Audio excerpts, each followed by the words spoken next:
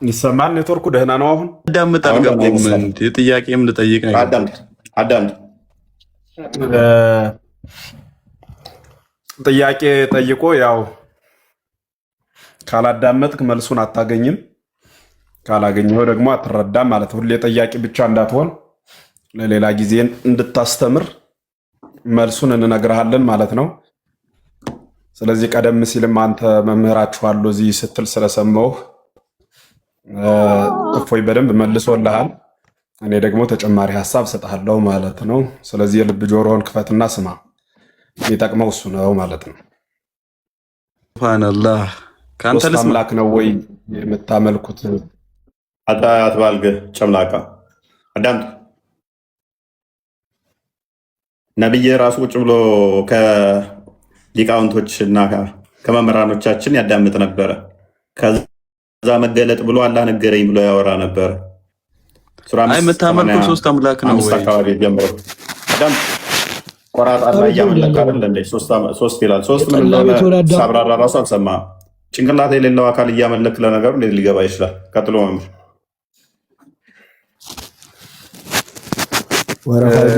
ሙባ ፕሊስ አንዴ ፌስታል ላይ ተኝተህ አታንኩሻኩሽብን። ያንተን ፌስታል መስማት የሚፈልግ የለም። ደጋግሜ ሚዩት አደረግኩ። ለምን ሚዩት የምታነሳው? በቃ በልቶህም ከሆነ ሚዩት አድርግና ወገብህን ካልተመቸ ሚዩት አድርግና አስተካክል። መኝታል ፌስታል ላይ ተኝተህ ዝም ብለህ ታንኩሻኩሽብን አለ እንዴ? ይህ ብልግና እንዴ? ሚዩት አደረግኩ ቢያንስ ወደ 10 ጊዜ ሚዩት እያነሳ ፌስታል ታንኩሻኩሻለህ። ከነብይህ የተማርከው ስርዓት የሌለው ታዲያ ሚዩትን አድርግና ጠብቃ። ቀጥሎ መምህር። በጣም ሶሪ። አይ ችግር የለውም። በነገራችን ላይ እውነትን የሚመረምር አእምሮ ያለው ሰው ቁርአን መጽሐፍ ቅዱስ የሚለውን ለጊዜው ተውትና የተፈጥሮ ይሄ ቁርአን መጽሐፍ ቅዱስ ከሆነ ጊዜ በኋላ ለሰው ልጆች ከፈጣሪ ወደ ፍጡር የተሰጠ ነው። በእስልምናው ቁርአኑ፣ በክርስትና ወንጌሉ ማለት ነው። ከመጽሐፍ ቅዱስ በፊት ነው ሰው የተፈጠረው እያልሁ ነው። በአጭር ቋንቋ ምን ማለት ፈልገህ ነው ካላችሁኝ፣ ያለ መጽሐፍ ቅዱስ ያለ ቁርአን ሲመራ የነበረ አእምሮ ያለው ፍጥረት ነበረ እያልሁ ነው። እና አሁን ላይ ያገናኘን እናንተንና እኛን መጽሐፉ ነው። መጽሐፉ በሌለበት ግን ሰዎች ነበሩ፣ እየተግባቡ የነበሩ ሲያወሩ የነበሩ ማለት ነው። እና ለመረዳዳት ወረፋን ጠብቆ ለማውራት የሚያስተምሩትን ሀሳብ ለማድመጥ መጽሐፍ ቅዱስ ያዥ ወይ ቁርአን ጨባጭ ብቻ ሳይሆን ሰው መሆን በራሱ በቂ ነው። እና ቅድሚያ ሰው መሆን ከምንም ነገር ይጋርዳልና ሰው ሁኑ የሚለው መልእክቴ ነው። ሰው መሆን ስንጀምር እናከብራለን። ሰው መሆን ስንጀምር እንረዳለን። ሰው መሆን ስንጀምር እናስተውላለን። ሰው መሆን ስንጀምር እንመረምራለን። ሰው ሳንሆን አንባቢ ከሆን ግን ከሙፍቲ ነው ችግር ነው የሚሆነው። ኮፒራይት ነው ይሄ የሙፍቲ ቃል ነው። ለምን እንደራስ አድርገህ ታወራለህ? ሙፍቲ ነው መጀመሪያ እንደዚህ ያሉት። ምንድን ነው የሚለኝ አልገባኝም። የምትጠቅሰውን ሰውም አላውቀውም። አንጣው ማስረጃውን አዘጋጅ። ቀጥሉ መምህር። ኦኬ እኔ እግዚአብሔር ምስክሬ ነው። እንዲህ አይነት ቃል ሰው ሲናገር ሰምቼ አላውቅም። አትናቴዎስ የሚባል የቤተክርስቲያናችን መተርጉም ከጻፈው ነው የወሰድሁትና ያንተ አባት ብሎ ከሆነ ደግሞ ማስረጃውን እውነት ነው እንድታሳየን። እኔ ደግሞ ከኔ አባት ነው ሲባል የነበረ በፕሮፌት ሰዎችም ደግሞ መጽሐፉን ማስረጃውን አሳያለሁ ማለት ነው። ዝም ብሎ አስቦ እንደ ሰው መናገር ነው እንጂ እንደ እንስሳ ባትሆኑ በጣም መልካም ነው። እንስሳዊ ገጸ ባህሪ ይታይባችኋል። ቆይ ተረጋጋ እና በኋላ ታወራለህ፣ ወረፋ ሲደርስህ ማለት ነው። እና አሁን ሶስት አምላክ ነው የምታመልኩ ብሎ ወንድምህ ጥያቄ ስላነሳ እኛ የምናመልከው አንድ አምላክ ነው። ይህን ማብራሪያ የሰጠሁት አልሰማ ልረዳ ስላለ መጽሐፍ ቅዱስ ቁርአንን ባለቤቱ ሳትሆን ሰው ሆነን የተፈጠርኸውና አብ ምንድነው? ኢየሱስ ምን እንደ ሰው ቁምና ተረዳ።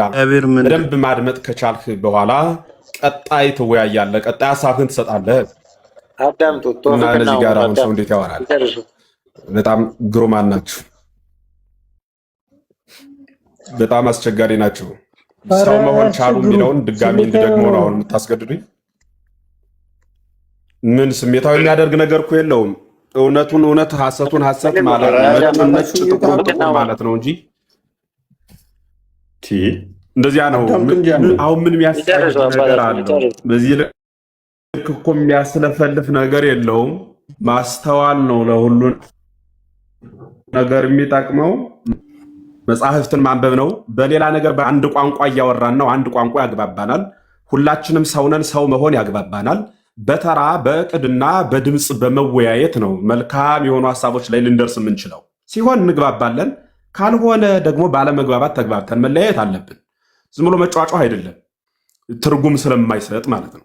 ዝም ብሎ አንድ ሀሳብ ሲነገር እንደዚህ ተብሏል፣ አንድ ነገር ሲነገር እንዲህ ነው እያሉ በየመካከሉ እየገቡ ሀሳብ በመስጠት አይደለም ውጤትም ትርጉም የሚኖረው ማለት ነው። ስለዚህ ባጭሩ ወደ እናንተ ጥያቄ እንድገባ አሁንም እድሉን ብትሰጡኝ በጣም ደስ ይለኛል። ሶስት አምላክ ነው የምታመልኩ የሚል ጥያቄ አላችሁ አይደል? የሙስሊሞች ይህ እኮ ቋሚ ጥያቄያችሁ ነው። በእውኑ የእውነት ጥያቄያችሁ ከሆነ መልሱ ሊሰጥ ሲል መሯሯጥ አያስፈልግም፣ ቁሞ ማድመጥ ያስፈልጋል። እኛ ሶስት አምላክ የሚባል ነገር አናመልክም። ትናንት ነግረናችኋል፣ ዛሬም እነግራችኋለሁ። ነገም ጥያቄ አድርጋችሁ ካመጣችሁት እንነግራችኋለን። እኛ ሶስት አምላክ የሚባል አምላክ የለንም፣ አናመልክም። በቃ ድጋሜን ጥያቄ አትጠይቁት። ሶስት አምላክ የማታመልኩ ከሆነ አብ፣ ወልድ፣ መንፈስ ቅዱስ የምትሉት ማን ነው ካላችሁኝ፣ አብ አባት፣ ወልድ ልጅ፣ መንፈስ ቅዱስ ደግሞ ከአብ የሰረጸ አብን አህሎ ወልድን መስሎ የወጣ ወይም የተገኘ ማለት ነው። ሶስት ብለህ እየቆጠርህ እንዴት አንድ ትለኛለህ ካልኸኝ፣ ሶስት ያልሁህ አካሉን እንጂ ባህሪውን ወይ መለኮቱን አይደለም። ባህሪው አንድ ነው። አብ የወለደበት፣ ወልድ የተወለደበት፣ መንፈስ ቅዱስ የሰረጸበት አንድ ባህሪ ነው ያለው። አንድ ምንጭ ማለት ነው። አንድ ባህሪ። ያ ምንጭ ያ ባህሪ ማለት ደግሞ መለኮት ነው። ያ መለኮት ዘላለማዊ ምልክና ያለው ነው። በመለኮት በባህሪ በአገዛዝ በስልጣን ለዘላለም አንድ ነው። በመለኮቱ በባህሪው ባገዛዙ ለዘላለም አንድ የሆነው እርሱ በሶስት አካል የተገለጸ ነው። ሶስት አካል ማለት የአብ ቅጉም የሆነ ቀዋሚ የሆነ የማይንሸራሸር የማይጨፈለቅ የራሱ አካል አለው። የወልድ የራሱ አካል አለው። የመንፈስ ቅዱስ የራሱ አካል አለው። አብ ልብ ነው ስንል የአብ ልብነቱ ለአብ ልብ ሆኖ ለወልድና ለመንፈስ ቅዱስም ልብ መሆን ማለት ነው። ወልድ ቃል ነው፣ ለራሱ ቃል ሆኖ ለአብና ለመንፈስ ቅዱስ ደግሞ ቃል ነው ማለት ነው። መንፈስ ቅዱስ እስትንፋስ ነው። እስትንፋስነቱ ለራሱ ሕይወት ለራሱ እስትንፋስ ሆኖ ለአብና ለወልድ ደግሞ እስትንፋስ ነው፣ ሕይወት ነው ማለት ነው።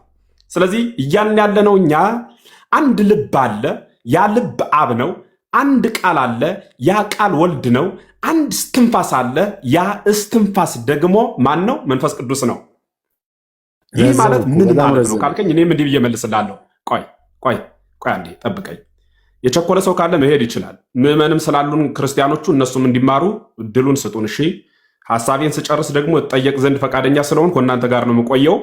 ሐሳቤን ስጨርስ ስለማሮጥ የማድመጥ ክህሎት ይኖራችሁ። ስለዚህ አንድ ልብ ብቻ ነው ያለው። አንድ ልብ ያለው ሁለት ጊዜ አያስብም። ሥላሴ አንድ ልብ አላቸው። በዚያ ልብ አንድ ጊዜ ያስባሉ። አንድ ቃል አላቸው። ሁለት ሶስት ቃል አይናገሩም። በዚያ ቃል አንድ ጊዜ ይናገራሉ። አንድ እስትንፋስ አላቸው። በዚያ እስትንፋስ አንድ ጊዜ ይኖራሉ። አንድ ጊዜ ለዘላለም ሕያው ናቸው። በዚያ እስትንፋስ በአንድ እስትንፋስ ይተነፍሳሉ። በአንድ ልብ ይመክራሉ። በአንድ ቃል ይናገራሉ። በአንድ ቃል ከተናገረ፣ በአንድ ልብ ካሰበ፣ በአንድ እስትንፋስ ከኖረ እርሱ አንድ አምላክ ይባላል። ልዩ የሚያደርገው የሚገርምህ አይወለድም አይወልድም፣ አንድ ነው አካሉ ማን ነው? አንድ ነው ብለን ከተናገርን አንድ ብቻ ከሆነ ሰው ይመስለዋል። አንድ የሆነ ነገር ሁሉ ይመስለዋል። ለሥላሴ ግን እንደ ሰው እንዳትመስለው አካሉ ሶስት ነው። እንደ ሰው እንዳትመስለው አካሉ ሶስት ነው። ደግሞ አንድ ብቻ ነህ ብለህ ማነው ሶስት ነህ ብለህ ደግሞ እንዳትገነጣጥለው አንድ ነው። ሥላሴ ልዩ ሶስት ነው የምንለው ለዚህ ነው። ልዩ ሶስት ነው ማለት በአካሉ ሶስት ነው ብለን ስለጠራ ነው። አንድነቱን አይከፋፍለውም፣ አምላክነቱን አይሰነጥቀውም። በአምላክነቱ አንድ ነው ብለን ስለተናገርን አካሉ አይጠቀለውም፣ ግብሩን አይሰበስበውም። ስለዚህ ምን ማለት ነው? በአካሉ ሥላሴ ለዘላለም ሶስት ነው። በባህሪው በመለኮቱ በህልውናው ባገዛዝ ለዘላለም አንድ ነው። ከዚህ ከሶስቱ አካል አንዱ አካል ለድህነተ ዓለም በመዋዕለ ሥጋዌው ከድንግል መጥቶ ተወለደ ማለት ነው። ከድንግል ተወለደ ማን? ከሶስቱ አካል አንዱ አካል ወልድ ሲወለድ ኢየሱስ አልነው። ኢየሱስ ማለት የመለኮትንና የሰውን ባህሪ ገንዘብ ያደረገ በባሪያው ሥጋ የተገለጸ ማለት ነው። ይህ የቤተ ክርስቲያኗ ቋሚ አስተምህሮ ነው። ሶስት ብለህ አካሉን ጠርተህ ምንድን ነው ልብ ወለድ የምታነበው? ወይ ተራ ስተና ሙባ ቆይ አስጨርስ፣ ሙባ አስጨርሽ እንጂ አባ እፎይ አንዴ ሞዴሬተር ብትሰጠኝ በጣም ደስ ይለኛል። ሞዴሬተር የለም፣ ከዚያኛው ቤት ነው የነበረ፣ የዚህ ተነስቷል መሰለኝ። ልብ ወለድ ታነብብና በቃ አንተ ዋጫ ያልሆነ ነገር ዝም ብለህ ታነባለህ። ይሄ የኛ ሃይማኖት ነው። ይገርማል። የኛ ሃይማኖት ነው። ይሄ የኛ ሃይማኖት ትንሽ ታገስ፣ ጨርስ። እንማማር። ኧረ የገባን እዚህ ጋር እንግዲህ የራስህን ይዘህ የምትቀመጥ ከሆነ ስነ ስርዓት ይዘህ ተቀመጥ። ጭንቅላት ይሄ የኛ ሃይማኖት ነው። ጭንቅላት አይሰራማ። ይሄ ቤተክርስቲያኗ ሃይማኖት የኛ ትምህርት ነው። እሺ አብ ልብ ነው፣ ወልድ ቃል ነው፣ መንፈስ ቅዱስ ትንፋስ ነው። የቤተ ክርስቲያኗ ቋሚ ዶክትሪን ቋሚ ትምህርት ነው። እሺ እና አትናቴዎስ እና አግናጤዎስ የተናገሩት አብ ወልድ መንፈስ ቅዱስ ብሎ ኢየሱስ ክርስቶስ በመዋዕለ ሥጋዌው ያስተማረን የቤተ ክርስቲያኗ ቋሚ ትምህርት ወልድ ዋሂድ ሶስት ስም ያለው አንድ እግዚአብሔር የሆነ ብላ የምታስተምረው ቋሚ ትምህርቷ ነው። ይሄ ተረት ተረት ቲያትር ፊልም ወይም ደግሞ ሌላም አንተ እንዳልኸው የልብ ወለድ ቃል አይደለም። እሺ የምናምነው እምነታችን ነው። ለተናገርሁት አብ ወልድ መንፈስ ቅዱስ ብዬ ለገለጽኩልህ ሂድና ማቴዎስ ወንጌል ምዕራፍ 28 ቁጥር 19 ላይ አብ ወልድ መንፈስ ቅዱስ የሚለውን ቃል ታገኘዋለህ። በዘመነ ብሉይም በዘመነ ሐዲስም በዘመነ ሊቃውንትም በዘመነ መነኮሳትም አማራ ክልል እኮ ነው የተጻፈው። አማራ ክልል ነው የተጻፈው። አንተ አማራ ስለስራው ለምድረመት ምን ማለት ነው? አማራ ክልል ማለት አማራ ክልል ነው ሃይማኖት ይተውት መምራ እሱ እንትን ብሎ ነው እና የአረብ ገረድ ነውና አላህ በአረብኛ ነው የሚሰማው። ጸሎት ሲያደርግ ራሱ ጸሎቱን እንዲቀበለው የግድ አረብኛ መሆን አለበትና የሚያወራውን አያውቅም። ከዚህ በኋላ ማዳመጥ ከቻልክ አዳምጥ። ተረት ተረት አይደለም የምንነግርህ፣ እኛ አስተምህሮታችንን ነው የምንነግርሽ። ማይክል ከከፈተ በጣም የሚገርመው እኔ አሁን ስለ እስልምና ለማውራት ትፈራለሁ። ለምን ካላችሁኝ ስለ እስልምና ቁርአኑን አላውቀውም። ስለማላውቀው ነገር ገብቼ ፈተፍት ዘንድ ፈቃዴ አይደለም። ስለ እስልምና ሰማለሁ። እንዴት ምንድን ነው የሚያመልኩት፣ እንዴት ነው ሂደታቸው ብዬ አዳምጣለሁ። ከዚያ ውጭ ግን ለመናገር ገብቼ በማላውቀው የሰውን ሃይማኖት ጀጀ ላደርግ አልችልም። መጽሐፉን ሳነበው ሳውቀው ግን ልክ ያልሆነውን ነገር ልክ አይደለም ብዬ እናገራለሁ። ለምሳሌ እፎይ የእናንተን ቁርአን በሚገባ ያውቃል። ስለሚያውቀው ልክ ያልሆነውን ነገር ይነግራቸዋል።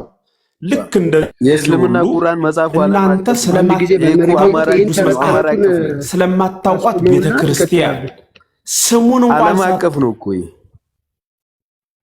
ታውቁ የአብ የወልድ የመንፈስ ቅዱስ ስም እንኳን ሳታውቁ እየጠየቃችሁ አታውቁም እኮ። ሙስሊም ነኝ ማወቅ ግዴታ እንደሌለብኝ ታውቀዋለህ። አታውቁም ማቶ ምን አብ ወልድ መንፈስ ቅዱስ የሚባለውን ገና አውቆ ጥያቄ ነው። አቤት ምን አልከኝ? ሙስሊም ነኝ የማወቅ ግዴታ የለብኝም፣ ማወቅም አልፈልግም።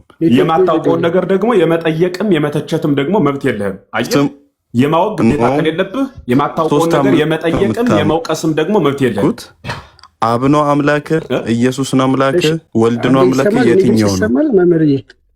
መልካም አንድ ሰው ሲጋራ ጥያቄ ብቻ ነው የጠየቅኩት። አባልም ቶፒክ አንድ ያዳምጥ። አንድ ሰው ሲጋራ አላጨስም ካለ አይ በግድ ታጨሳለህ። መጠጥ አልጠጣም ካለ አይ በግድ ትጠጣለህ። እንዴ በግድ ነው እንዴ? አናመልክም አለ በግድ አምልኩ ነው። ተረት ተረት ላልከው ተረት ተረት ይውላችሁ። ይሄ የነብያት ታሪክ ነው። በሐዲስም ወጥቼ ያሳያችኋለሁ። ነብያት ምን ብለው ነው የሚያምሩት? አደም ነብይ ነው በእስልምና። ከዚህ በላይ ተረት ተረት የለም። ልብ ብላችሁ ተከታተሉት።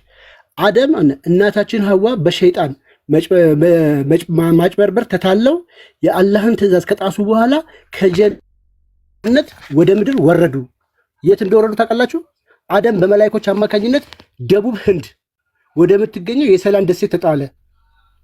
አደም ከጀነት ከላይ ሲወረወር ጀነት ራሱ የት ነው? ሰማይ ላይ ነው? አርሽ ላይ ነው? የት ነው ሲወረወር? የት ወረደ አሉ? ደቡብ ህንድ ነው የወደቀው አደም። እሺ እናታችን ሐዋ ደግሞ ጅዳ ከተማ ወደ ምትገኘው ቀይ ባህር አካባቢ ወደቀች። ለረጅም ጊዜ ሳይገናኙ ታርቀው ኖሩ። አባታችሁ ያውሩ። አንተ ዝም በል።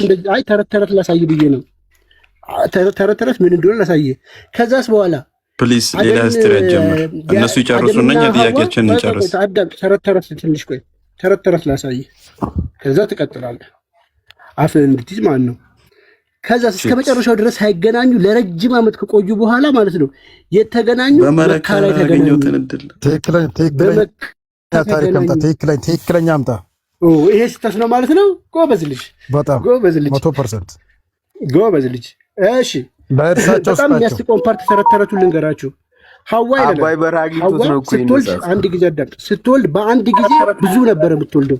እኔ አይደለም የምልህ። ይኸው እናታችን ሐዋ በአንድ ጊዜ እርግዝና ብዙ ልጅ ትወልድ ነበረ። በአንድ እርግዝና የተወለዱ ልጆችን በሙሉ እህትና ወንድም ተደርገው ይወሰዳሉ። ኢማጂን በአንድ እርግዝና ማለት ነው። በአንድ ጊዜ ብዙ ልጅ ስንት ልጅ? እኛ እርሶን እያዳምጥ ነው መምህራችን። አዳምጥ። ሲጀመር የሰው ልጅ ከየት ነው የመጣው? አዳምጥ። እርስ በእርስ ደግሞ መጋባት አይቻልም። ለምን? የመጀመሪያው እንግዲህ በአንድ እርግዝና ብዙ ልጅ ትወልዳለች። ከነዛ ከወለደቻቸው ልጆች ውስጥ ሁሉንም በአንድ ጊዜ ማግባት ከመጀመሪያውና ቀጥላ የምትወልደው ሁለቱ እርስ በእርስ አይጋቡ። አንድ አዳምጥ መምህር ነው። እሺ ታች ትሆናለህ። ከዚህ በኋላ ወደ ቶፒካችን ሲመለስላችሁ ምንም ልሰሙ ስላልፈቀዳችሁ ወደ ቶፒካችን እንገባለን። ወደ ርዕሳችን፣ ወደ ዛሬው ርዕሳችን እየገባው ነው። አሁን እዚህ ጋር ማስቀመጥላችሁን በደንብ ብላችሁ ዝም ብላችሁ አዳምጡኝ። አረ ተረጋጉነት ሰዎች። ኦኬ እዚህ ጋር ቃቢል ይባላል። ቃቢል ማለት ነው ታውቃላችሁ? ቃየል ማለታቸው ነው። አጭ በእናት ለእርሳቸው ስጣቸው ነው። እርሳቸው ጊዜ አዳምጡ። አትንጫጩ። አለፉ ያስታርቃቸው እንጂ ምንድነው? አንድ ጊዜ እንትን ልበለት ትቀጥላላችሁ። ቶፒካችን ላይ ነኝ አሁን ያለሁት ርዕሳችን ላይ ማንም በማንም ኃጢአት አይጠየቅም ትላላችሁ። እዚህ ጋር ግን ቃቢል ያላችሁት ቃየል ነው። እንግዲህ ቃየልን የሆነች ነገር ሸረፍ ያደረጉና ቃቢል ብለው ከዛስ በኋላ የኛ ነብይ ነው ከመጽሐፍ ቅዱስ ወስዶ ማለት ነው። ኦኬ ቃቢል የሚባል ስም እኛ ሰምተንም አናውቅም፣ በምንኛም እንደሆነም አናውቅም። በተመሳሳይ እርግዝና ከተወለደችው እህቱ ከሱ በሚቀጥለው ከምትረገዘው ነው እንጂ ማግባት ያለበት በአንድ ጊዜ ከተወለዱት ውስጥ መጋባት አይቻልም ነበረ። ስለዚህ ያችኛዋን ማግባት ፈለገ። ስለፈለገ በዚህ ምክንያት ብቻ ምን አደረገ? ቃቢል ወንድሙን ገደለ። ከገደለት በኋላ እስቲል ነው እስካሁን ድረስ በምድር ላይ ይላል። ይኸውላችሁ መሐመድ ይሄንን ሲያብራራ ሐዲሱንም እከፍትላችኋለሁ ማለት ነው። እስካሁን ድረስ በምድር ላይ የሚገደሉ ሰዎች በግፍ የሚገደሉ ሰዎች አሉ አይደል? በተገደሉ ቁጥር ቃቢል ወይ ደግሞ ቃየል ምን ይወስዳል? ተጠያቂ ይጠየቃል። ተጠያቂ ነው። ኃጢአቱ እሱ ይሸከማል ማለት ነው። አንዱ የአንዱን ኃጢአት አይሸከምም ይላሉ። መሐመድ የተናገረው ምንድን ያለው? ይኸው በበደል አንዲት ነፍስ አጠፋም። የመጀመሪያው የአደም ልጅ በዚህ ከንቱ ይታያል ብዬ አስባለሁ። በበደል አንዲት ነፍስ አትጠፋም። የመጀመሪያው የአደም ልጅ በዚህች በከንቱ በፈሰሰች ደም ተጠያቂ ቢሆን እንጂ ማን ነው የሚጠየቀው? ቃቢል ወይ ደግሞ ቃየል። ምክንያቱም አለ መሐመድ የመጀመሪያ መግደልን ያስተማረው ማን ነው? እርሱ ነውና። ስለዚህ ሳለ ማንኛውም ሰው ይላል፣ ይኸው ማንኛውም ሰው ሲገደል ቃቢል ወይ ደግሞ ቃየል ወንጀሉን ይጋራል። በዚህ እኔ 6-7 ሐዲስ ሰጣችኋለሁ። አሁን እስቲል ነው አንድ ሰው ቢገደል አሁን እንግዲህ ያለ አግባብ የተገደሉ ሰዎች በጣም በቢሊዮን የሚቆጠሩ ናቸው። ምድር ከተፈጠረች እንግዲህ የአደም የመጀመሪያ ልጅ ነው ቃየል ነው። እስካሁን ለነዛ ሰዎች በሙሉ ይጠየቃል። ቃቢል ወይ ደግሞ ቃየል። ማንም በማንም ወንጀል አይጠየቅ የምትሉን ከየት አምጥታችሁ ነው? ስለዚህ በኢስላም ውስጥ ብሎ አስቀመጡት። በኢስላም ውስጥ መጥፎ ልማድን የተከተለ ሰው ወንጀለኛ ይሆናል፣ ቅጣቱን ይጠብቀዋል። ከእነርሱ በኋላ ፈለጉን የተከተለ የተገበራቸውን ሰዎች ሁሉ ወንጀል ይሸከማል። ቃየል አሁን እስካሁን የሚገደሉ ሰዎችን ወንጀል ምን ያደርጋል? ወንጀላቸውን ይሸከማል፣ የሌሎችን ሰዎች ማለት ነው። እሺ ልጠይቅ፣ አብዱ ማይክን ከፍተሃል። በእስልምና አንዱ በአንዱ ወንጀል ይጠየቃል ወይስ አይጠየቅም?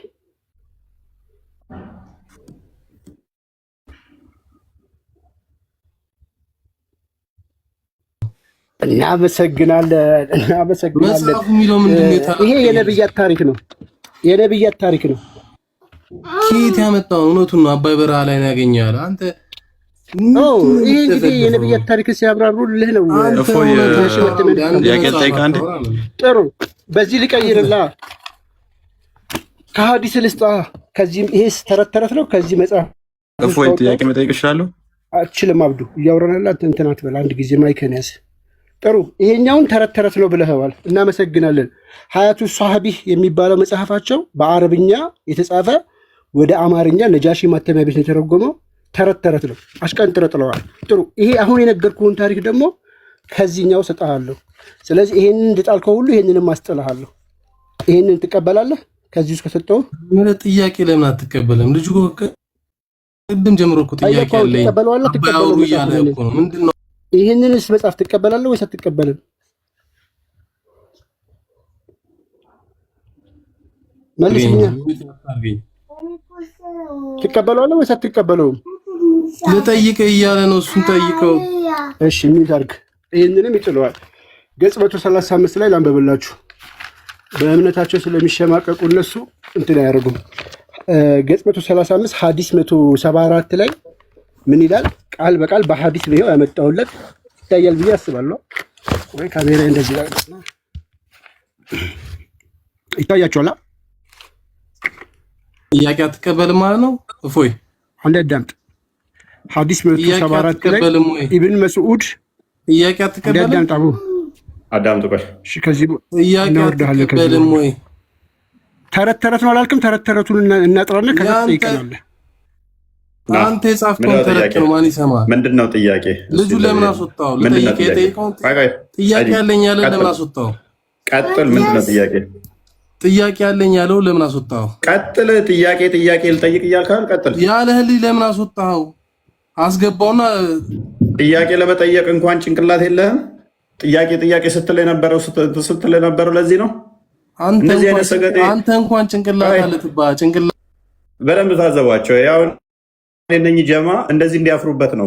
ከላይ አድርገን እስቲ ጠይቅ እንኳን ሲባል ጥያቄ ልጠይቅ፣ ጥያቄ ተቀበሉ፣ ጥያቄ ተቀበል እስቲ ሲል የነበረው ጠይቅ ሲባል እንደዚህ። አሁን አብረው ፎቶ የተነሱት ስታቸው አራዳ ናቸው። ጀለሳቸው ግን ምን አልሰገጠ እንደሆነ እንዲረዱት ነው። ጠይቃውን ጥያቄህን ከዛ ራግፌ ልካለሁ። ጥያቄ አለኝ ያለህ ጥያቄ አለኝ ያለህ አስወረድከው። ለምን አስወረድከው? ቀጥል። ጠይቅ። አንተ ለምን አስወረድከው? እሱን ጥያቄው ለምን አትቀበሉም? እሱን እንደዚህ አይነት ሰገጤም ሰው አለ ማለት ነው። እንደዚህ አይነት ጭንቅላት ይዘው ነው እኛ የሚመጡት። እንግዲህ እንደዚህ አይነት ንፍጥ ጭንቅላት ተሸክመው ነው። አሁን ከነኚህ ከአምስቱ አንዱ ነው የሚሆነው ወይ ነገሩ በፍጹም ይሄ ከኋላቸው የተነሳ ነው እንጂ ፊት ለፊት ካሉት ውስጥ አይሆንም። ከነኚህ ውስጥ ሲታዩ አራዳ ናቸው። ፕሮፋይላቸው ላይ እንደምታዩቸው እንደዚህ አይነት ሰገጤዎች ይመጡና ጥያቄ መልሳ ይላል። ልጁን አስገባው። ጠየቀ እኮ ሊጠይቅ ፈልጓል እኮ አንተ አልቀበልም ነው። ምንድን ፋራ ሰገጤ ፋራነትን አሁን ኪስ ክተት። ልጁን ለምን አታስገባውም? ለምን አስወረድከው? ጭንቅላት እንዳላህ የአንተ ጭንቅላት እሱ ላይ ነው እንዳለ አላህ መላእክቶችን ልኮ እነሱ ካልነገሩት አያውቅም። አንተም እሱ ሲጠይቅ ካልሆነ ጥያቄ እንኳን መጠየቅ አታውቅም። ንፍጥና አንተ አሜት አድርገህ እናመሰግናለን። እንግዲህ ይሄ የነብዩ ንፍጡላ ናችሁ። ንፍጥነ ጥያቄ ያለኝ እያለ እሱ ወንድሜ ከሰውራነት ታብታብ እያደረግ ተማር። ለመንበር ሰጥቼ ነው አልፌ የወጣሁት። ምንድን ነው እሱ? አንዴ ቃል ይሰማለሁ። እኔ አለው ይሰማለሁ። በጣም ጥሩ። አጭር ሀሳብ መጨመር ፈልጌ ነው። የመጀመሪያው ቤቱ ትንሽ ከነበረው የተወሰነ ነገር የተወዛገበ ነገር ስላየው እንደዚህ አይነት የትውልድን አእምሮ የሚያደነቁሩ ለመጠየቅም ለመጠየቅም ግራ የተጋባቸውን ሰዎች እዚህ ላይ አስቀምጦ አንድ ቃል በተናገርን ቁጥር ማዕከላችን ላይ የገቡ ሀሳብ እንዳይጨረስ ለመቆነጻጸል የሚሮጡ ሰዎችን ሚውት በማድረግ አሊያም ታች ሆነው ታብታብ እያደረጉ እንዲማሩ ተባበሯቸው። እንደዚያ በማድረግ እንደዚህ ብሎ ስድ ባይለቀቁ በጣም ጥሩ ነው። ሁለተኛው ቅድም ስለ ነገረ ስላሴ ሳብራራ ይሄ የአማራ ክልል ጽሑፍ ነው ብሏልና ቅዱስ ቄርሎስ አማራ አይደለም፣ አፈወርቅም ጴጥሮስም ዮሐንስም አማራዎች አይደሉም። በብሔር በሆነ ሰፈርት የተወሸቀ ንግግር እንዲህ አይነት የደነቆረ የዳህራያን አስተሳሰብ በጣም ከሰው የማይጠበቅ ነውና እኔ የተናገርሁትን ቃል የተናገረው በቤተክርስቲያናችን በ3ኛው ምዕተ ዓመት ከ2ኛው ጀምሮ እስከ 4ኛው የነበሩ በዚህ 200 ዓመት ውስጥ የነበሩ እነ ቅዱስ አግናጢዮስ፣ እነ ቅዱስ ሄሬኔዎስ፣ እነ ቅዱስ ዮሐንስ አፈወርቅ እና ቄርሎስ ሌሎቹም በሃይማኖት አበው ውስጥ ያሉ አባቶቻችን የጻፉት መጽሐፍ ነው። አብ ልብ ነው፣ ወልድ ቃል ነው፣ መንፈስ ቅዱስ ትንፋስ ነው ብለው የጻፉ እነሱ ናቸው። ስለዚህ እኒህ ሁሉ ሊቃውንት የተናገሩትን ጌታችን መድኃኒታችን ኢየሱስ ክርስቶስ አባት የላከኝ ብሎ የሚልከው አባት እንዳለው የነገረን ራሱ አገልግሎቱን ጨርሶ ሲያርግ ከዚህ በኋላ በምድር የነበረውን የስጋ ቆይተውን ማለት ነው ሲያርግ መንፈስ ቅዱስን እልክላችኋለሁ ያለ በቀደም አመጣጡ አባት የላከኝ ያለ ከሄደ በኋላ ደግሞ መንፈስ ቅዱስን እልክላችኋለሁ ያለ ሶስት አካል እንዳለው ራሱ በትምህርቱ የነገረን በመጽሐፍ የተጻፈ ማለት ነው። በመጽሐፍ ቅዱስ በሐዲስ ኪዳን በወንጌል የተጻፈ ነው ይህ ቃል።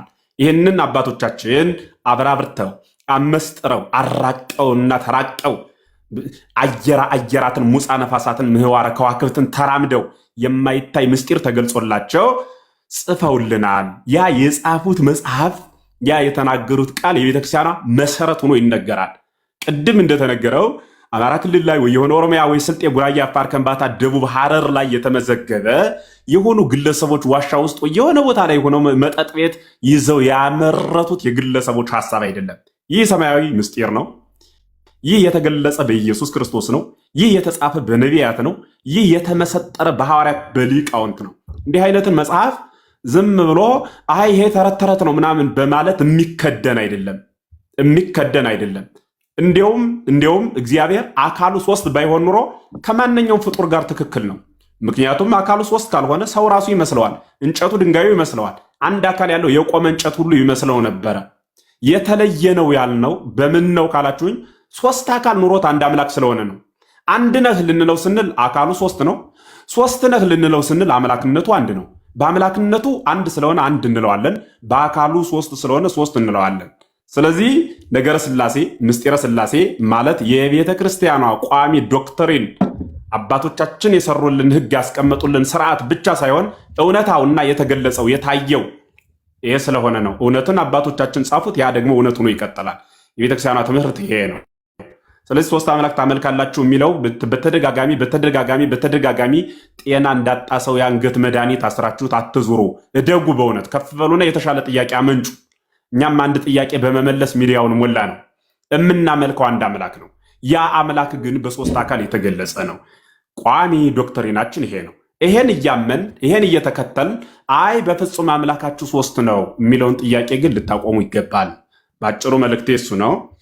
ያክብርልኝ እግዚአብሔር። አመሰግናለሁ። ቃለ ሕይወት ያሰማልን መምህር፣ እናመሰግናለን።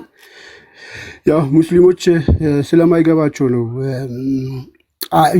ቁርአናቸውን በአረበኛ ያውቁታል እንጂ ምን ትርጉሙ ምን እንደሆነ ያውቁትም። እያዩ ነው እንግዲህ ሀዲሳቸው ሲመጣ ራሱ ይሄ አንተ የጻፍኩት ተረት ተረት ነው እያለ ነው ሲል ነበረ። እናመሰግናለን። ይህንን እኔ የጻፍኩት ተረት ተረት ከሆነ እኔም የጻፍኩትን ተረት ተረት አትከተሉ ነው የኔም ዓላማ። የእኛም ዓላማ እንደዚህ ነው እያልናችሁ ያለ ነው። ይሄ በቃ እንትና የጻፈው ነው ካላችሁ ይሄ እምነታችሁ ስለሆነ ይህን እምነት አትከተሉ። እዚህ ጋር ቆይ ለማስረዳት የፈለገውን ነገር እኮ እዚህ ጋር አልጨረስክም ብራዘር። ጥሩ፣ ለዚህ ጋር ላስቀምጥልህ፣ ጥያቄውን ላቅርብልህ። አዳምጣ እንዴ አጋብቶኛል እኮ ጥያቄው ይነበብ ሐዲስ ከሐዲሱ ላይ ኢብን መስዑድ እንዳስተላለፉት የአላህ መልእክተኛ ምን አለ? የመጀመሪያው የአደም ልጅ ቃቢል ማን ነው? የመጀመሪያው የአደም ልጅ አይደለ? በዚህ ዓለም ላይ ለሚፈጸሙት የግፍ ግድያዎች ሁሉ ተጠያቂነት ድርሻ አለው አለ እና ምክንያቱም ብሎ ደግሞ ከታጨስ ከሚጦላል ጓንተ የትም ሳትዝ አለ እኮ እዛው ምክንያቱም ምን ለማስረዳት እንደፈለገ ይነግራል እዚሁ። ጥሩ ማንም በማንም አይጠየቅም አይደለ? አዎ አይጠየቅም። ማንም ለማንም ኃጢአት አይጠየቅም። ጥሩ እዚህ ጋር አሁን እኔ ሰው በግፍ ሰው ቃቤል ይጠየቃል ወይስ አይጠየቅም? እዚህ ጋር አሁን ስለነሱ ጥፋት አይጠየቅም። እሱ አሁን አንድ ሰው አሁን ለምሳሌ ማለት አሁን እኮ እየነገርኩህ እኮ አንዴ ሲማኝ እኔ አሁን አንድ ጥፋት ካሰራው እኔ አሁን መጥፎ ስራ እየሰራሁኝ ከሆነ አንድ ሰው እኔን እያየ ማለት ነው መጥፎ ስራ ከሰራ የኔን ኃይል እንትን ወንጀሉን ይካፈላል ማለት ነው። አንተ እነሱ በሰሩት አንተ ትጠየቃለህ ይቀበላል ለማለት ነው እንጂ ቀጥታ አሁን አንድ ሰው አሁን ለምሳሌ ምን ነገር አለ እዚህ ጋር ሐሚድ እኮ የሌለ ነገር ለምን ታወራለህ ነው? ላስረዳ። አንተ እኮ ሐዲስን አታነበብም። ከሁለት መጽሐፍ ላይ ያነበብኩልህ ዓለም ላይ ለሚፈጸሙት እኮ እየተጻፈው ነው ያነበብኩልህ። ዓለም ላይ ለሚፈጸሙት የግፍ ግድያዎች ሁሉ ተጠያቂነት ድርሻ አለው። ዓለም ላይ ለሚፈጸሙት ሁሉ ነው የሚለው። ይሄ ሰውዬ ከሞተ ስንት ዓመቱ ነው? ገባኝ እኮ አሁን ምሳሌ እኮ ነው። አሁን እሱ ያደም ነው ምኑ ነው ምሳሌ? አሁን እኮ ትንሽ ከፍ አድርገው ሐዲሱን ከፍ አድርገው ስክሪፕቱን እንትኑን አንሳውና ትንሽ ከፍ አድርገው ይሄ ነው ሐዲስ ከዚህ ነች። አሁን አለ እኮ ገባኝ። አሁን እኮ ሐዲሱን ያብራራል ከታች። ይኸው ምን ለማለት ተፈልጎ እንደሆነ ከታች ይነግራል። ትንሽ ከፍ አድርገው ትነግረኛለህ። ግን እዚህ ጋር ተጠያቂ ነው ወይስ አይደል? ሐዲሱ ይሄ ነው አይደል? አንድ ሰው ለአንድ ሰው አይጠየቅም። ግን እዚህ ጋር ደግሞ መጥፎ ስራ እየሰራ አሁን ድርሻለሁ እያለ ነው። አንድ ሰው እኔን እያየ እኔ መጥፎ ስራ እያየውን እኔን እያየ አንድ ሰው ከተበላሻ እኔም ከዚህ እንትኑን ይካፈላል ማለት ነው እንጂ እዚህ ጋር አንድ ሰው ስለ አንድ ሰው ይጠየቃል ማለት አይደለም። ከተዋል ይኸውልህ እዚህ ጋር ምንድን ነው የሚለው? አንዴ ተረጋጋና ይኸው እዚህ ጋር ደግሞ አሁን ይኸውልህ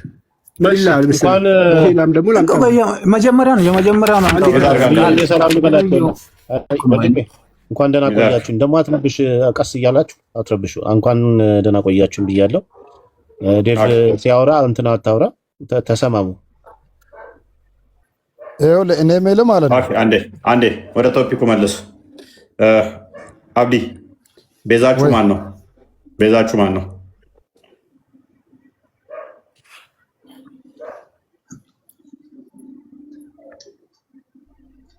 ምን አልከኝ? እኔን ነው? ቤዛችሁ ማን ነው? ያ አንተ ነው። ቤዛችሁ ስትለኝ ቤዛ የሚሆን ያስፈልጋል። አንተ ገነት እንድትገባ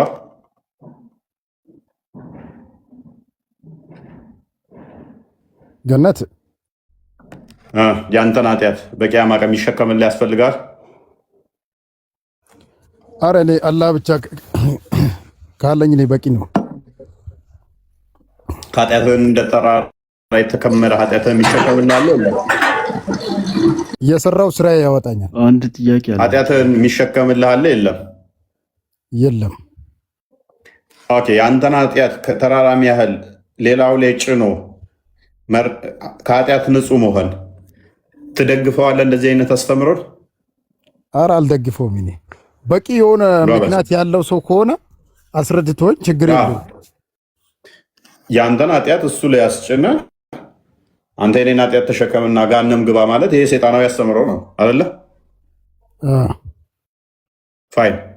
ስለዚህ አንተ የሰራኸውን ራስን እንጂ የምትጠየቅበት የአንተን ኃጢአት አሸክመ እሱን አሸክመ እንካ የኔን ኃጢአት ተሸከም እኔ ገነት ገባለሁ፣ አንተ የኔን ኃጢአት ተሸክመ ጋንም ግባ ማለት ሰይጣናዊ ነው፣ አልቀበለው። የመጀመሪያው ጥያቄ ይህንን ነው። ተስማምተናል አለ? ትክክል። ፋይን። ራይድ ሰሊን 432 ክፈትልኝ። ስለዚህ እንግሊዝኛውን ክፈተው።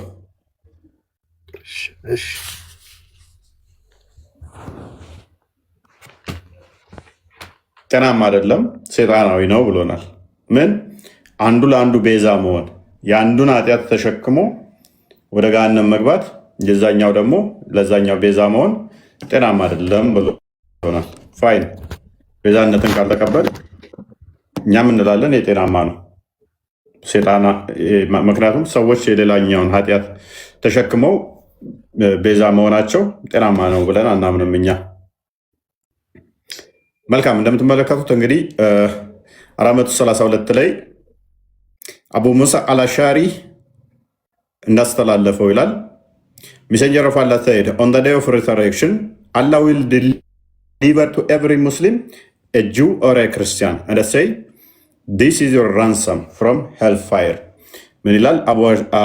አቡ ሙሳ አልአሻሪ እንደተረከው በትንሣኤ ቀን ወይም በቂያማ ቀን ለሙስሊሞች አላህ ለእያንዳንዱ ሙስሊም ምን ይላቸዋል? ይሄ ለእናንተ ከገሃነመ እሳት መዳኛ ቤዛችሁ ነው ይላል። On another narration is Messenger of Allah said, there would come people amongst the Muslim on the day of resurrection with sins as heavy as a mountain and Allah would forgive them. እነኚህ ሰዎች የትንሣኤ ቀን የሚመጡት ተራራም ያህል ኃጢአት ተሸክመው ነው ይላል። ሙስሊሞቹ ይቅርታ የሚባሉት ማን ቤዛ ሆናቸው ነው?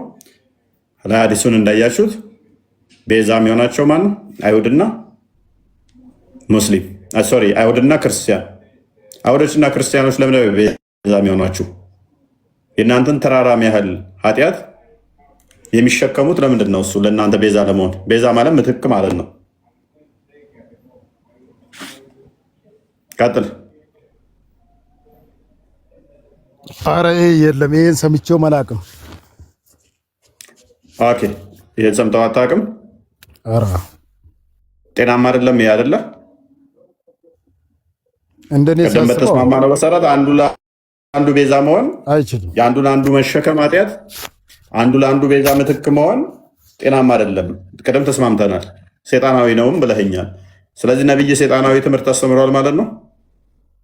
አላስተማረኝም።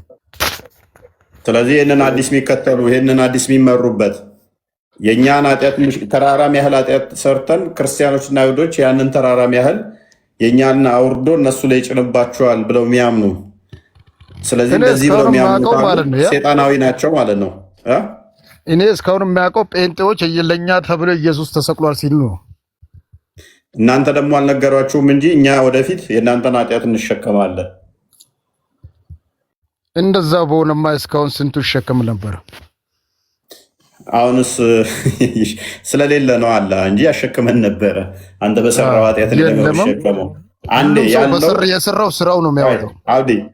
አብዲ ያለው በታሪክ የተረጋገጠ በወንጌል የተሰበከ በነቢያት የተነገረለት እርሱ ያለው አንዴ በመስቀል ላይ የሁሉን ኃጢአት ሊያሰርይ ተገልጧል። ያለው ስላለ አላህ ግን ስለሌለ ሊያሸክመን አይችልም። እንዴ አንሸከማትም። ትቀልዳለን። ያልሸከመ ብትለኝ አሁን አንተ እንደ ተራራም ያህል ሰርቀ ዘሙተ ዋሽተ ገለ አጭበርብረ ተራራም ያህል ኃጢአት ሰርተ እንዴት ነው እሱ የምታሸክመኝ? አልፈልጋትም፣ አልሸከምም። ያለ ፍቃዴ የሚያሸክመኝ ከሆነ ደግሞ እሱ ፍትሃዊ አምላክ ሊሆን አይችልም። እኔ አሁን አንተን አንድ ጥያቄ አለኝ የሚጠይቅህ። ቀጥል። አሁን ይሄ ምንለው በሙሉ የሰው ልጅ ከመጣ በኋላ ነው አይደል? የሰው ልጅ እንዴት ሆኖ ወደ ምድር ሊመጣ ቻለ? የሰው ልጅ እንዴት ሆኖ ወደ ምድር ሊመጣ ቻለ ስትል የመጣውም የተፈጠረውም ከምድር እኮ ነው። ከሌላ ዓለም ነው እንዴ? ከምድር ነው የተፈጠረውም እንትን ያለውም ከምድር ነው። ትክክል። የኖረውም ከምድር ነው። እሺ እንዴት ሊፈጠር ቻለ? እንዴት ሊፈጠር ቻለ ማለት ማን ፈጠረው? እንዴት ሊፈጠር ቻለ? እግዚአብሔር ፈጠረው።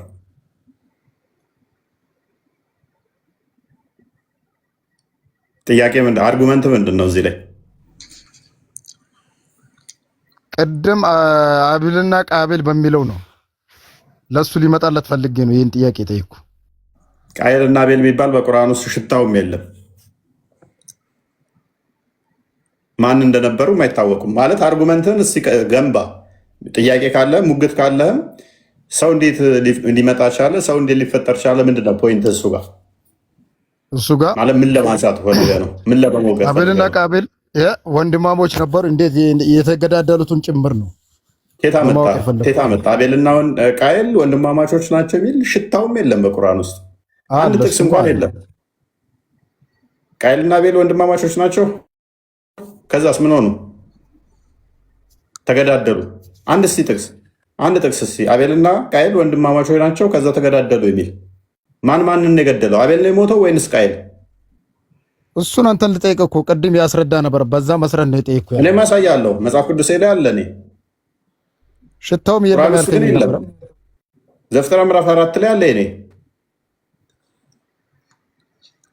ለማንኛውም እናንተ ማለት ነው እዚህ ጋር ያልከው ማለት እኛው አዲስ ላስረክ ቆይ ተራ ጠብቅ። አብዲ ያንተ ቃየልና አቤል ተገዳደሉ እንደዚህ ነገር አልክ። ኬታ መጣ? ቃየል ነው ታላቅ? አቤል ነው ታላቅ? ማንኛው ነው ታላቅ? ኬታ መጣ? እሱ ቦታው እኮ መጀመሪያ ያነሳችሁት ነበረው እናንተ ነበረ። ጥያቄውን እንድጨርስልኝ ነበር የጠየቅኩ የነበረው። አንድ ሰው አዋቂ ነኝ ሲል ይሄ ነው ሲል ከነ ማስረጃ ይዞ ማስረዳት መቻል አለበት። አብዲዬ እኔ እናንተ ተሰማምተናል። ኃጢአት የሰዎችን ተሸክሞ ገሃነም መግባት ጤናማ አይደለም። ያንተን ተራራሚ ያህልም ኃጢአት እኔን መሸከም እንደማልፈልግ ነገር ያለው አንተም ደግሞ ኃጢአትን ማሸከም ጤናማ አይደለም ብለኸኛል። እሱ ላይ ተስማምተናል። ይሄ ሴጣናዊ አስተምሮ ነው ብለሃል። ስለዚህ ሴጣናዊ አስተምሮት ውስጥ ምን ትሰራለህ? አማርኛውን አሳየው እንጥራቃል። ስለዚህ ሴጣናዊ አስተምሮ ነው ማለት ነው። ሴጣናዊ አስተምሮ ደግሞ ጤናማ አይደለም። ከዛ በኋላ ኔክስት የሆነ አርጉመንት ውስጥ መግባትም አይጠበቅብህም እኮ።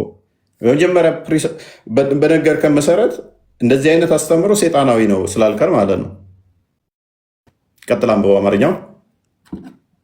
መልካም እሺ። አማርኛው ላይ 433 ላይ ነው የሚገኘው። እንግሊዝኛው ላይ 432 አቡ ሙሳ አልአሻሪ እንዳስተላለፉት ያላህ መልእክተኛ እንዲህ ብለዋል።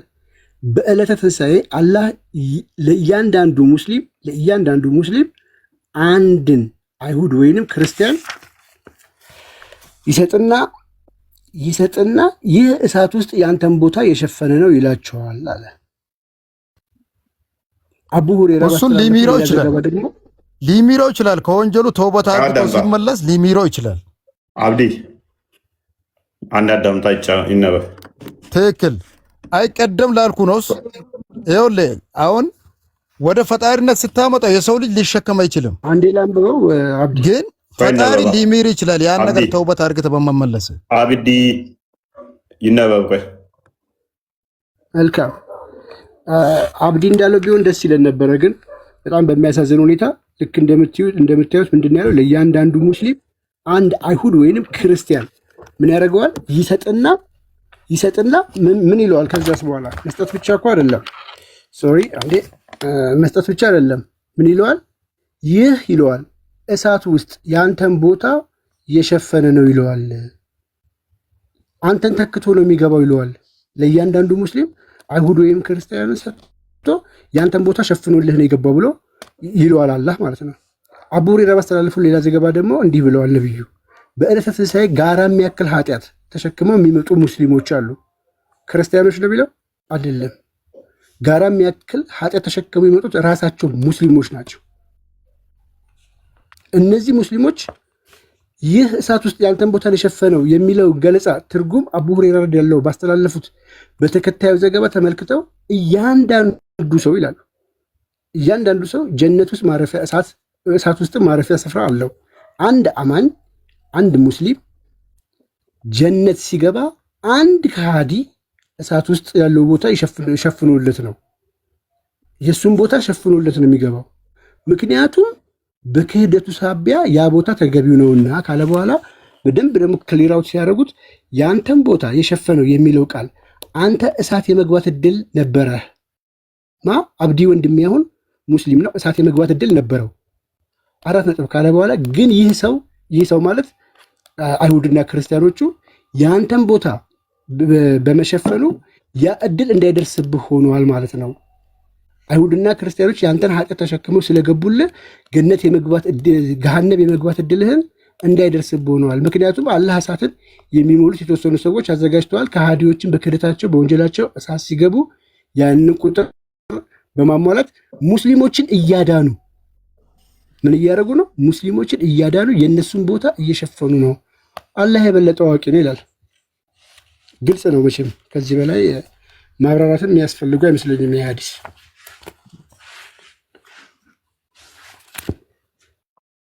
ኦኬ። ወንድማችን አብዲ እና እኔ አንተን ኃጢአት ልታሸክመኝ ነው እና ሰርተ አሁን አንድ ነገር አለ እዚህ ጋር ምን አለ መሰለህ፣ አንድ ሰው ወንጀሉ በጣም ብዙም ቢሆን ሙስሊም በመሆኑ የጀሃነም የመግባቱ እንትን ይቀንስለታል። ተዛ ግን ታሸክመዋለህ ክርስቲያንና ይሁዱና እሱን ፈጣሪ ነው የሚያውቀው እኮ። ክርስቲያን ሆኖም ጥሩ የሰራ ስራ ካይር ስራ ስላለው ጀነት ሊገባ ይችላል። አሁን አንድ ሰው ወንጀል የሰራ ይኖርና ልክ በሚሞትበት ሰዓት የሆነ ጥሩነት ሊሰራ ይችላል። ጀነት አይገቡም ክርስቲያኖች፣ በታሪክ አይገቡም። እንገባለን። አንተ ደግሞ ረፍ።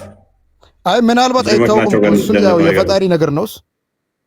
ያ እሱ በመጨረሻ ሰዓት ላይ ሙስሊም በመሆኑ ብቻ አለው ጀነት አይገቡም። አንድ ጥያቄ ልጠይቅ አብዲ። መልካም የሆነ ክርስቲያን አይተህ አታውቅም? ጥሩ ሰው እሱ የሰው ልጅ አፈጣጠሩ ይለያያል እኮ በዛ ልክ ነው። እኔ ቀድም እንዳልኩክ ነው። መልካም ክርስቲያኖች አሉ አይደለ? አሁን ዝሙት የማይሰሩ ኃጢአት የማይሰሩ አሉ አይደለ? እሱ ያው አይታወቅም እኮ የሰውን ልጅ ልቡን ሰንጥቀህ ታየህ። በምን ታውቀዋለህ? ማንም የከሌ ጥሩ ነው መጥፎ ነው ማለት አይችልም። ዝሙተኛ ሰው ደግሞ አለ አይደለ? ኃጢአት የሚሰራ ሰው የሚገድል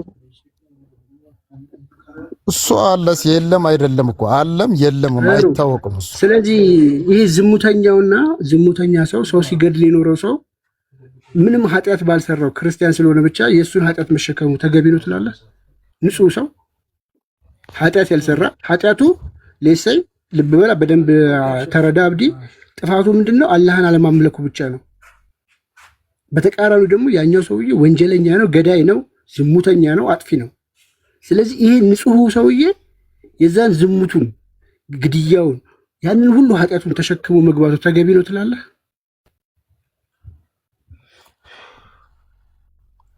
እሺ አብዲ ከብዶታል። የመሐመድን ኃጢአት የሚሸከመው ክርስቲያን ማን ነው? እሱን ነግሯቸዋል። የኔን ኃጢአት የሚሸከምልኝ ከሌ የሚባለው ክርስቲያን ነው ብሎ ከሆነ እኔ ለምሳሌ መሐመድን መሸከም አልፈልግም። ቢያንስ ያንተን ብሸከም ብዙ ሰው የገደልከው ወይ የዘረፍከው ወይንም ደግሞ ሕፃን ያገባኸው አይኖርም ብዬ ስለማመን መሐመድ ኃጢአቱን የሱን ማን ነው የሚሸከምለት? የእሱ ከተራራም ይበልጣል። እኔ እናንተን ብሸከም ይቀለኛል። ሙስሊሞችን 10 ብሸከም ይሻለኛል የነብያቸውን ኃጢአት ከምሸከም እና ለዛሬ ኃጢአት ሰርተዋል ያልከኝ ነው እና አልሰራም እያልከኝ ነው? ኧረ ተው፣ እርግጠኛ ነህ አልሰራም? ይሄ ለአንተም ጥሩ አይደለም። ይሄን እንደዚህ መትበል ሲጀምር አልሰራም። ምን አይነት ኃጢአት ሰርተዋል? ምንድን ነው ያልሰራው? ምን ያልሰራው ሲጀምር ለሱ በምድር ያለ ሳይሞት ነው ጀነት እንትን የተደረገለት የተመሰከረለት። እሱን አንተ ምን የምናውቀዋለን? አይ ካልከ ደግሞ እንደዛ ከሆነ ካዳ ቆይ ቁርአን ይኸውልህ ከኛ ጋር ሰው መሐመድ የሳተ ነበር አልነበር? ቆይ ጠርቀ አንድ ጥያቄ አንድ ነገር ልንገርህ። ቆይ መሐመድ የሳተ ነበር አልነበረም? የሳተ ኧረ ተው የሳት አልነበረ? ይኸውልህ አሁን ለዚህ ጉዳይ ማለት እኔ ትክክለኛ ሰው ላምጣልህ፣ ያ ሰው ያለውን ነገር ያስረዳክ። ቀድሚያ ጠየቁ መልስ። መሐመድ በጥመት ውስጥ ወይም የተሳሳተ ነበር አልነበረም? አልነበረም። ስለዚህ የተሳሳተ ከሆነ ነው ኃጢአተኛ የሚሆነው ማለት ነው። ያልተሳሳተ ከሆነ ደግሞ ኃጢአተኛ አይደለም። ፋይል መሐመድ ነብይ የሆነው መቼ ነው? አንድ ነገር በዚህ ንግግር ይኸውልህ የትኛውም ሰው ፍጹም የሆነ ሰው የለም የሰው ልጅ እስከሆነ ድረስ። ስለዚህ መሐመድ ስህተት ነበረበት ማለት ነው። አይደለም ጥያቄን ተቀበለኝ። መጀመሪያ አዳምጥ። ቆይ ቅድሚያን ጨርሳ። ቆይ የሰዓት አልነበረም ብለኸኛል፣ ተስማማው። መሐመድ ነብይ የሆነው መቼ ነው? እሱ ብዙ ሙቀቱ የለኝም እኔ 40 ዓመቱ ነው። ሙቀቱን ደግሞ የሚሰጥን ሰው በተነሳት አመጣለህ ያለው እዛ ሰው ማገናኘት ይችላል። ላሳየህ። እኔ ብዙ አርጉመንት ልሰራብህ ነበረ። ሱራ 93 አንዴ ክፈትልኝ፣ ቁጥር 7 ወይንም ቁጥር 6 7 እዚህ ቁጥር 6 ጀምር አድርገው። እሺ የቲም ሆነህ አገኘህ አስጠጋህም፣ አስጠግተዋል። የሳት ከሆነህ አገኘህ መራህም ይላል። መሐመድ የሳተ ነበር አልነበረም?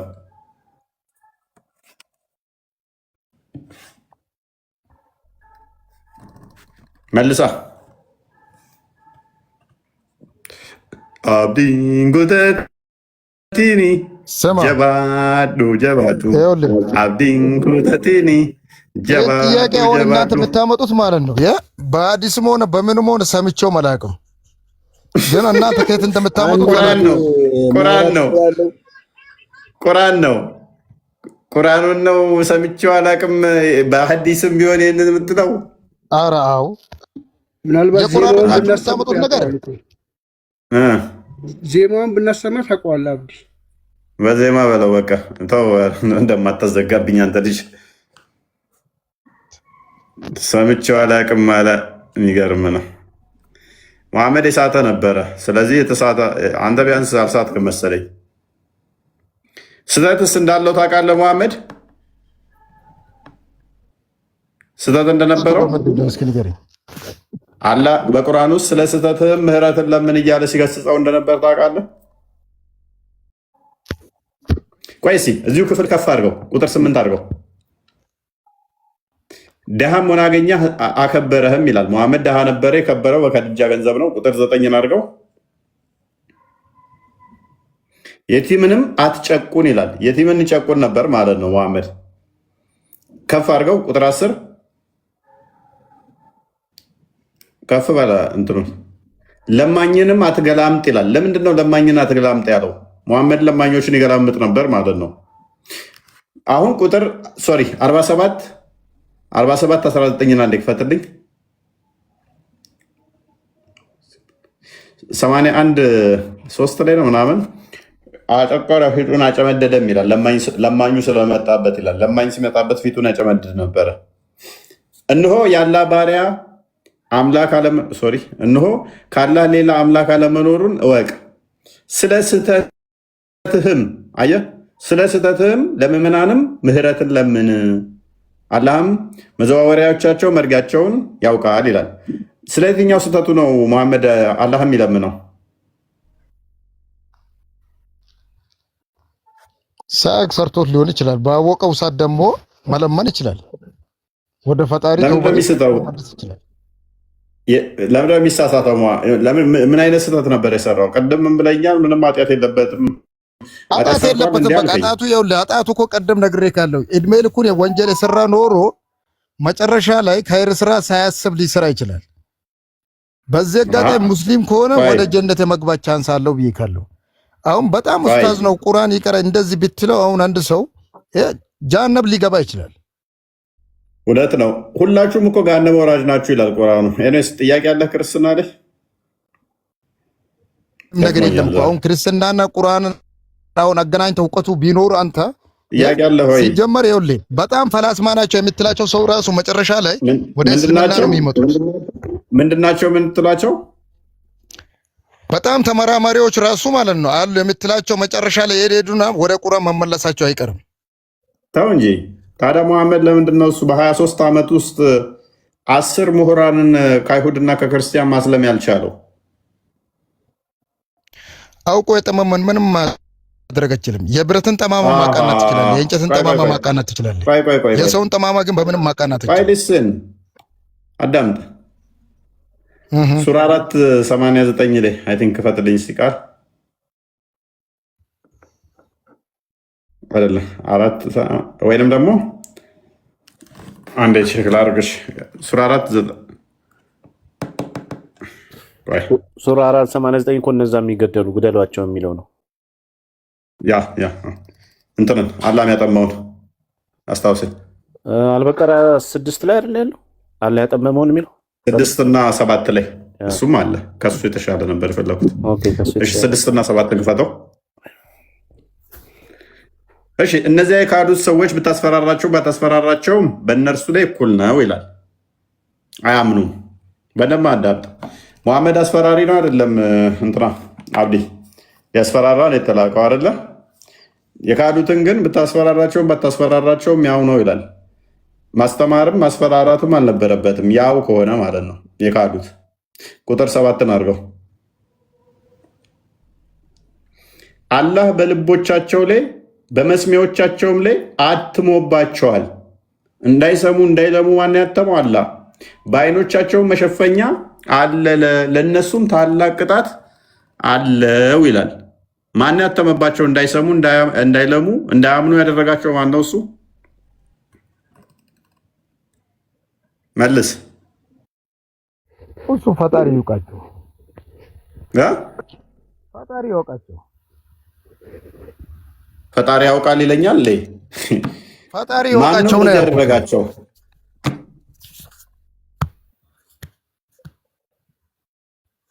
እና ነብለ ማመን ነው ያተመባቸው እርሳቸው እንደዚህ ያደረጋቸው አላህ ነው።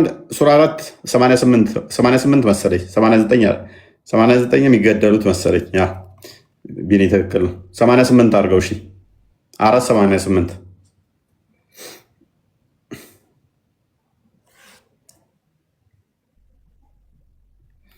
አንተ በነያ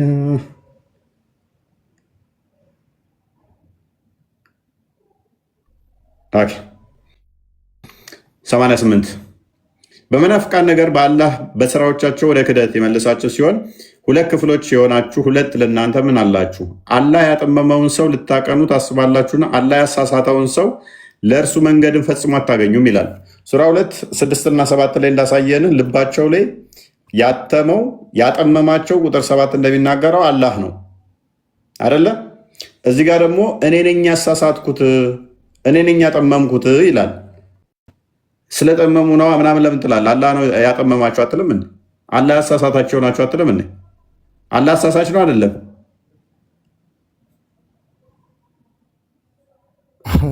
አብዲ ሐረማዩን ጥያቄ ጠይቀኝ በርዳት። ፈጣሪ ሳያጣም ራሱ ማጥፋት አይችልም ወይ? አንተ ምን ሆናል? ይኸው አላህ ያጠመማቸውን ያሳሳታቸውን ይላል። ለምንድን ነው ማየውን ጥያቄ የምትለው? ፊት ለፊት እኮ ነው። አላህ ያጠመመውን ሰው ልታቀኑ አታስባላችሁን? አላህ ያሳሳተውን ሰው ለእርሱ መንገድ ፈጽሞ አታገኙለትም ይላል። ስለዚህ አላህ ያስተካክለው ነው መንገዱ። አላህ አሳስቶ እንዴት ነው አላህ አሳስቶ አላህ እንዴት ነው የሚያስተካክለው? ራሱ አሳስቶ ራሱ ያስተካክላል። አላህ መንገድ ጠፍቶበት ማሪ ነው መንገዱ። ሉክ ፕሊዝ ሱረቱ ፈቲሃ ቁጥር 6 ላይ አላህ ቀጥተኛው መንገድ ምራኝ ብሎ ራሱ ጸሎት ያደርጋል። ሱራ 34 24 ላይ ደግሞ እናንተ ወይንም እኛ በቀጥተኛው መንገድ ላይ ወይንም በተሳሳተ መንገድ ውስጥ ነን ብሎ አላህ ይናገራል። ሱራ 15 ላይ ደግሞ ከቁጥር 39 ጀምሮ አላህና ኢብሊስ በተነጋገሩበት ሙግት ላይ ሙሉውን ስታየው ኢብሊስ ቀጥተኛው መንገድ ላይ እንደሚቆም ይናገራል። ሰዎችን እንደሚያጠም ይናገራል። ትክክለኛ ቀጥተኛውን መንገድ የሚያውቀው ኢብሊስ መሆኑንና እሱም ሊያጠም እንደሚችል ይናገራል። አላህ ግን መንገድ እንኳን ጠፍቶበት ሲጠይቅ ታገኘዋለህ። እና አስቸጋሪ ነው። ደግሞም ደግሞ ልክ የኢብሊስን ስራ ዞ አላህ አጥማሚ መሆኑን ይነግረናል። አብዲ ከእንደዚህ አይነት ሃይማኖት ውጣ፣ ድነት አይሆንህም። ይሄ ከሌ ሰለመ ይለው ድሮግባን አስልመዋል በውሸት ያንተ ቴሌቪዥን ፕሮግራሞች። ክርስቲያኖ ሮናልዶን አስልመዋል በውሸት። የተለያዩ በርናባዊን አስልመዋል በውሸት። በዓለም ላይ እኔን ራሱ አስልመውኛል እኮ አላየም እንዴ? የሆነ እንትን አስደፍተውብኝ መንዙማ እያሰሩብኝ ማለት ነው። ሮቤርቶ ካርሎስን አትርሳ። ትላንትና ያሉትን እንደው ግን አንተ መጨረሻ እኮ መስለም ትላንትና ነው እንኳን ሮቤርቶ ካርሎስ አሁን በቅርብ እችን ሰሞኑ እንኳን አስልመዋል። እኔንም ስላሰለሙ ከዚህ በፊት አዲስ አይደለም። ስለዚህ ጭንቅላት የሌለውን አካል የሚያመልኩ ሰዎች ጭንቅላታቸውን ስለማይጠቀሙ ድራማ በመስራት ራሳቸውንና ህዝባቸውን ያጽናናሉ። ዕለት ዕለት ግን ህዝቡ ከእስልምና በጎርፍ እየወጣባቸው ነው። እነሱ በድራማ በማስፈራራት ይጽናናሉ። አይምሮውን የሚጠቀም ጭንቅላቱን የሚጠቀም ከፖለቲካ ይልቅ ድነትን የሚፈልግ ከእስልምና ውስጥ አንድ ቀን አይውልም፣ አንድ ቀን አያድርም። ውሸታም ኡስታዞችን አይከተልም። አንድ ነቢይ ብሎ አንድ ግለሰብ ነቢያት ያላስተማሩትን ጭንቅላት የሌለውን እግር ለማምለክ በፍጹም ሙስሊም ይሆን የለም። ድሮ ተሸውዷል ህዝቡ። ድሮ የተሸወዳችሁት ኡስታዞች፣ ድሮ ያታለላችሁት ኡስታዞች የአሁን ህዝብ ነቄ ነው፣ ይጠይቃል። ሴቶቹም 4 ያግባብሽ ባልሽ ይምታሽ፣ እንደገና ደግሞ በአንቺ ላይም ሌላ ያግባ፣ ለምስክርነት አትበቂም፣ የአእምሮ ጎዶሎ ነሽ፣ ዘገምተኛ ነሽ፣ ከውሻና ከአህያ ጋር ትመደቢያለሽ፣ ሰገራ ከነካ ጋር ከሰርገራ ጋር ነው የምትመደቢው። ኖ አልቀበልም ትላለች ሴቷ። የሙስሊም ሴቶች እንዳትቀበይ በቦስ አጠናግሮ ጥሎሽ ከዛ ፊትሽን ተሸፈኝ ማንም እንዳይጠይቅሽ ይሄ የበለዘ ፊትሽን ሰው አይቶ እርዳታ እንዳያደርግልሽ ተከናነቢ ነው አልቀበልም ትላለች። የአሁኑ ሴት ነው ከቤት እንዳትወጪ ውጪ ወተሽ መንቀሳቀሳች ምን ሳልፈ ከኔ ጋር ካልሆነ እናትሽ አባትሽ ቢታመሙ እንኳን መሄድ አትችይም፣ ሱቅ ብቻሽ መሄድ አትችይም። ኖ ራሴ ድራይቭ እያደረግኩ መንዳት እችላለሁ ትላለች አሁን ሴት። ስለዚህ ጭንቅላት የሌለው ነገር የሚያመልክ በዚህ ዘመን ካለ ምናልባትም እሱን ቤተሰብ ካላችሁ ጸበል ውሰዱት፣ አለስ የአእምሮ ህሙማን ውሰዱት። ጤነኛ ሆኖ እንደዛ የሚያደርግ ስለሌለ ገዝቶ የምትልኩ ለዛሬ ደክሞኛል፣ እኔ በቅቶኛል። እሺ ብንዘጋስ ምን ይመስላችኋል?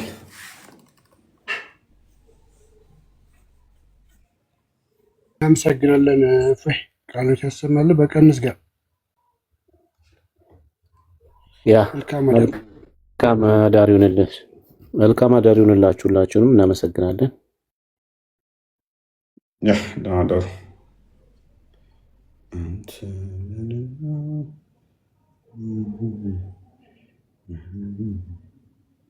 ሙስሊሞች ገዝቱ ሞልተውታል። ተመችቷችሁ ነው? ምንድነው ሙስሊሞች የበዛችሁት ገዝቴ ላይ? ምን አስባችሁ ነው? ምን አስባችሁ ነው?